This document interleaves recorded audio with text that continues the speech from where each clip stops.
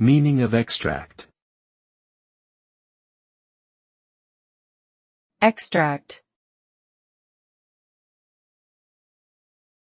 Extract.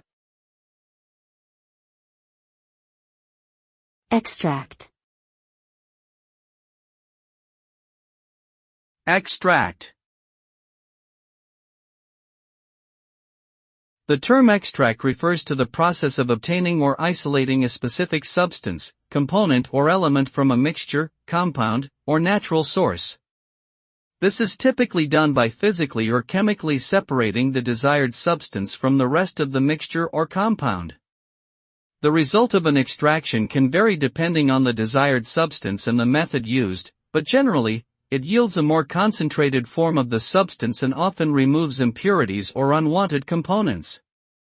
Extraction is commonly used in industries such as pharmaceuticals, agriculture, and food production, among others.